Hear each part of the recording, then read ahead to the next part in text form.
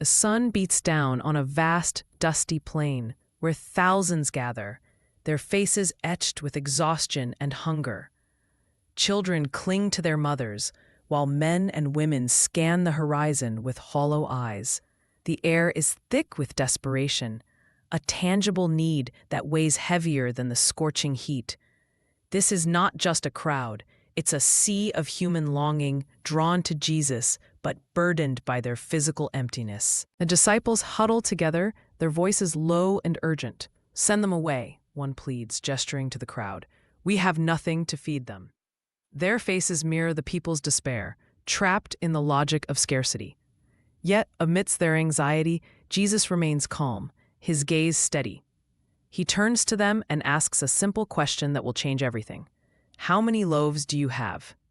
From the edge of the crowd, a small boy steps forward, clutching a worn basket. Inside are 5 barley loaves and 2 small fish. His meager lunch. His eyes are wide with a mix of fear and hope as he offers it to the disciples. It's laughably insufficient, yet Jesus takes it with reverence. In this child's act of trust, the impossible begins. Jesus lifts the bread and fish toward heaven, his voice steady and full of authority. "Blessed are you, Lord our God." As he breaks the bread, a hush falls over the crowd.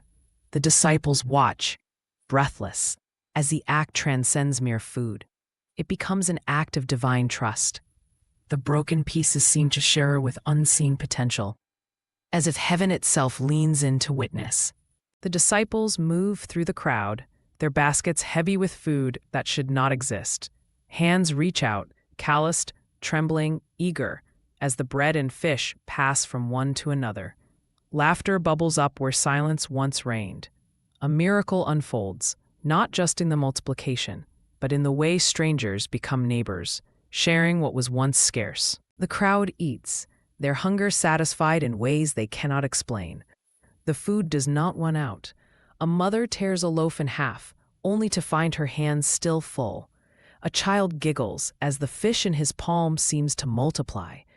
The disciples exchange glances. This is beyond logic. What began as scarcity has become an unending feast. As the meal ends, the disciples gather the leftovers, 12 baskets, each overflowing. The same baskets that once held a boy's meager offering now brim with abundance. The symbolism is unmistakable. God's provision exceeds human limits. The 12 tribes, the 12 disciples. This is a sign of a new community, sustained not by human effort, but by divine grace. Jesus stands before the satisfied crowd, his voice carrying across the plain. "I am the bread of life," he declares. "Whoever comes to me will never hunger."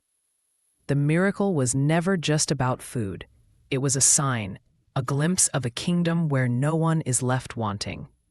The people listen, their hearts stirred by something deeper than full stomachs. The crowd lingers, no longer strangers, but a community bound by shared wonder. Men who once averted their eyes now clasp hands. Women exchange smiles over children playing. The miracle has done more than feed bodies. It has woven a tapestry of connection, proving that in God's economy, scarcity is an illusion. As the sun sets, the disciples gather the empty baskets, their hearts full. This day will echo through time, not just as a miracle, but as a call to action. "Give them something to eat," Jesus had said. And now they understand. Faith turns scarcity into abundance, and love transforms a crowd into a family. The journey is just beginning.